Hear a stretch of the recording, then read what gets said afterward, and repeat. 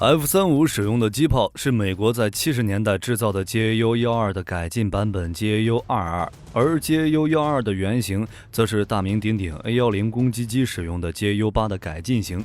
GAU-12在 GAU-8的基础上进一步减小重量和口径，枪管数从7管减为5管，口径也从30毫米减为25毫米。这样做的目的是确保搭载该机炮的战机可以获得更高的飞行速度，比如在 AV-8B 战机和 AC-130炮艇上使用的都是 GAU-12机炮。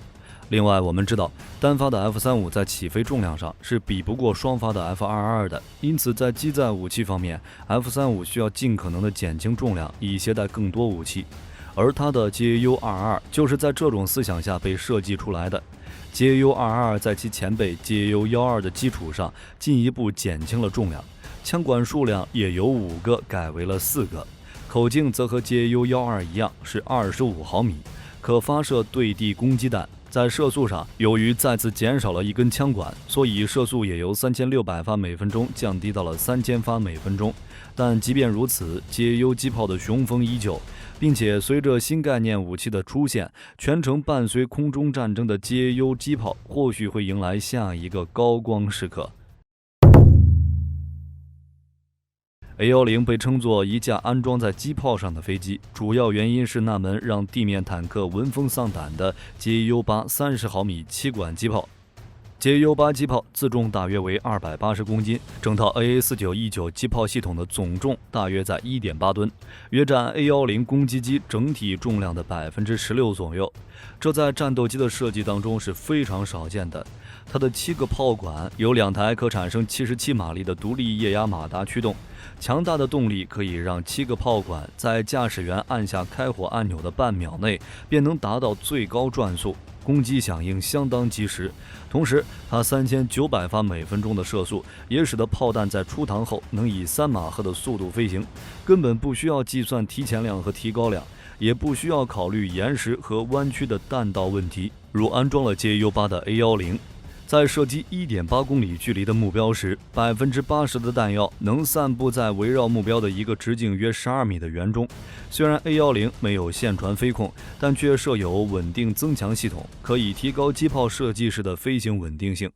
GAU-8在 A-10上的内置弹药数量为1150发，其由高爆弹 PGU-13和穿甲弹 PGU-14混合而成，携带比例为1:4。攻击时 ，GAU-8会首先发射1枚高爆弹，然后再发射4枚平右穿甲弹，此顺序连续的对地展开攻击。PGU-13高爆弹可以有效打击轻型装甲车辆和简易工事等目标，而内含平右物质的 PGU-14穿甲弹，除了具备更强的穿甲能力之外，因其在高温下更易燃烧，进而还可以增加高爆弹的燃烧效果，让炮弹的穿透力更强。在这样的弹药配置之下，即使是拥有厚重装甲的坦克，在它的枪口下也挺不过1分钟。不过 GAU-8在射击时会产生强大炮口焰和冲击波，所以设计师便将炮口设置在了飞机最前端，避免炮口焰损毁机身蒙皮。同时，为了确保机炮射击时不会导致 A-10出现俯仰变化，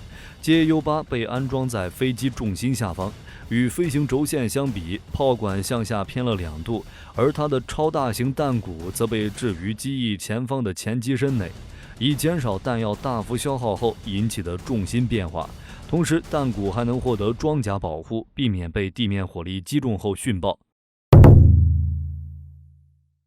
GAU-12是美国通用电气制造的电力驱动加特林式机炮，发射25×137毫米机炮炮弹，是在30毫米口径7管炮基础上改进发展的新型25毫米口径5管机炮。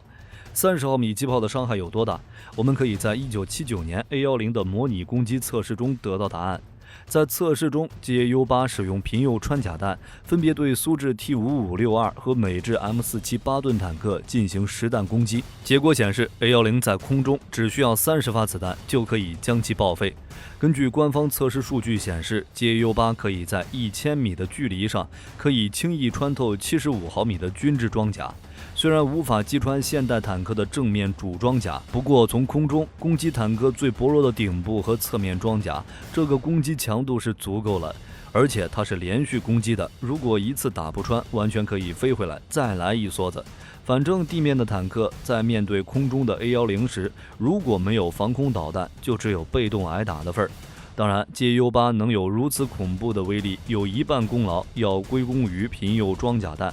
不过这玩意儿是真的好用，在当年的沙漠风暴行动中，参战的148架 A10攻击机共出动8000余架次，一共发射了近80万枚30毫米贫铀穿甲弹，毁伤了伊拉克军队大约3000多辆各型装甲车辆，其中有900多辆是主战坦克。最为高光时是在一场战斗中击毁了伊军23辆坦克。而25毫米机炮的伤害有多大？我们或许可以从 AC-130炮艇机上得到答案。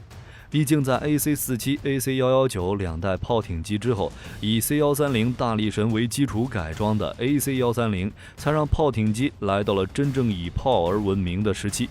以 AC-130U 为例，它装备有一门 JU-12机炮，一门40毫米博福斯炮，以及一门 M102型105毫米榴弹炮。极强的火力成就了 AC-130U。105毫米榴弹炮是其上最能体现出攻坚能力的大型武器。这种口径的火炮搬上飞机尚属首次，而博福斯机炮 JU-12速射机炮又能让其针对不同的目标进行射击。改装完成的 AC-130很快就在越南战争期间大显神威。原本生存能力极差的 AC-130在越南方面缺乏有效防空武器的前提下，显得十分强悍，给越南的人员、车辆、房屋、物资等造成了很大的伤害。据统计 AC-130在越战期间光摧毁的车辆就有1万辆以上，55%的装甲目标都是 JU-12打掉的。以往越南游击队在遇到美军攻击机和轰炸机的时候，往往都是临时躲进隐蔽工事，等到美军丢完炸弹后再出来继续防御。可在 AC-130炮艇机出现后，它可以在一个阵地上空盘旋好几个小时，并且可以持续不断地对阵地进行火力压制，配合上美军地面部队，越军根本无力对抗。之后 JU-12机炮还跟随 AC-130参加了格林纳达事件，直接打垮了敌人的地面部队，为美军空投袭击萨利茨机场提供了强大的火力支持。随后的巴拿马、海湾、科索沃、阿富汗、伊拉克等战役也都有 JU-12身影的出现。自越战以来， JU-12跟随 AC-130参加了几乎所有美国参与的局部战争，并且每一次军事行动都取得了辉煌的战果，成为了最受美国地面部队欢迎的2款空中平台的武器。另一款是之前提到的 A10和它的 JU8。目前 JU-12机炮正被美国海军陆战队、意大利海军以及西班牙海军的 AV-8B 攻击机所使用。AV-8B 所使用的 JU-12机炮系统是利用一对吊舱安装在机身两侧，左侧的吊舱是 JU-12机炮，而右侧吊舱是其配备的300发备弹，两个吊舱之间通过吊舱尾部装设的输弹槽连接。整个系统装填后的重量是557.92公斤，没有弹药时是408.23公斤。英国皇家空军和海军航空兵的 GR7 和 GR9 型遥2攻击机并没有装备 JU-12机炮。英国原来的计划是使用一对亚丁25毫米口径的航空机炮，可是由于这种航空机炮在研制期间受到长期拖延，导致研制出现问题，最终于1999年被取消。所以英国 GR7 和 GR9 遥2攻击机最终并没有装备任何机炮。而在美军里 JU-12被美国海军陆战队用到了 LAVAD 轻型防空装甲车上，并有计划将其安装到 AH-1眼镜蛇攻击直升机上使用。JU-22是 JU-12系列的最新应用型号，这是 JU 机炮的4管版本，最高射速也降到了3300发每分钟，专门为 F-35战机设计使用，也是两者之间的主要区别。JU 机炮设计成4管版本，本意是减轻重量和提高准确性。目前该系统正在进行密集的试验和评估，试图让 JU-22能够发射的25毫米高爆燃烧穿甲弹等弹药。虽然结果尚未可知，但它却是通过 F-35战机让我们更加清楚地认识到机炮在当今武器界尴尬的地位。2021年，一架隶属于美国海军陆战队的 F-35B 战斗机在进行射击训练时发生意外，导致损伤，原因是其机炮的炮弹击中了自己。虽然这架战斗机已经平安返回基地，不过美国海军安全中心一开始还是将其归为 A 级事故。作为目前服役的5大隐身战机之一 ，F-35如此先进的战斗机，在使用战机最基本的武器机炮进行训练时会击中自己，着实让人十分意外。据美军调查发现，击中这架 F-35B 的机炮炮弹来自自身搭载的机炮吊舱。我们知道，在整个 F-35系列中 ，A 型机是内置机炮的，而 B、C 型则需要通过配备机炮吊舱。主要是因为 A 型作为传统起降型，对于机身重量的控制相对包容度更高一些，而 B 和 C 型由于涉及海军军舰的平台起飞，对于起飞重量的控制更加敏感。因此，需要通过搭载机炮吊舱来补充在特定任务范围时的机炮火力，而 JU-22 机炮吊舱就安装在 F-35B 战机的机腹下方。当然，这样的使用方式是会破坏 F-35隐身效果的，而引发这次事故的机炮炮弹是一枚 PGO-32B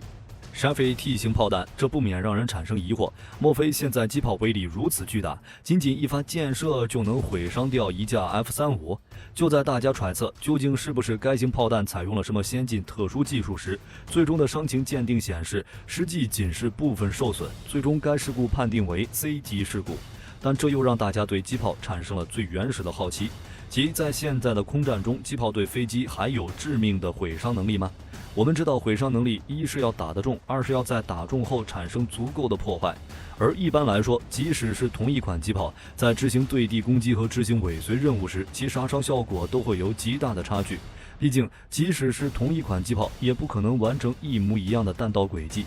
另外，很多人提到机炮时，都会误以为在当今电子技术的加成下，机炮已经能做到指哪打哪。比如 F-35使用的 JU-22 机炮，最大射程3700米，最高射速每分钟3300发，精度1.4米位。因此有不少媒体惊呼，这是一门堪比狙击枪的机炮。但真实情况却是有着天女散花般的弹道，这是由于机炮特殊的发射环境和特殊目标所致。在大部分环境中，无论坦克还是跑得比谁都快的轮式装甲车，开火时自身的相对速度对于2到3倍音速飞行的弹丸来说都可以忽视。即使敌人的坦克背对着你跑，也不能抵消掉穿甲弹1500米的秒速带来的穿甲弹动能。但是对于战斗机来说，情况就另当别论了。但由于炮弹存速能力较差，在空气阻力的作用下，速度会迅速衰减。极端情况下，你甚至能开飞机接住自己的炮弹。比如1956年9月21日，一架 F-11F 就被自己发射的多枚20毫米炮弹命中，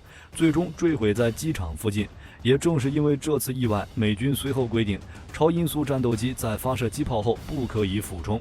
在对付高速目标时，机炮的有效射击距离急剧下降，这是地面火炮几乎不会遇到的问题。对地面火炮而言，目标再动最多就是难打，而在空中则是追不追得上的问题。即便追上时，二者之间相对速度已经很低，使用动能弹很可能也无法产生有效杀伤。而用机炮在进行对地攻击时，虽然出于防止坠机的考虑，现代飞机射击距离较大，但好处是此时飞机发射的炮弹速度是航速与炮弹初速之和，因此相比于其他地面同型号火炮来说，机炮炮弹的动能更大，同样距离上穿甲效果更好。至于精度问题，虽然弹丸密集度仍然较差，但考虑到地面目标的运动可以忽视，因此其一次长点射时的毁伤能力还是可以保证的。我们再来看对空目标的杀伤问题，随着时代的发展和导弹技术愈发成熟，机炮的口径选择也逐步殊途同归。美国从20毫米升到 F-35的25毫米机炮，俄罗斯是30毫米口径，欧洲为27毫米口径。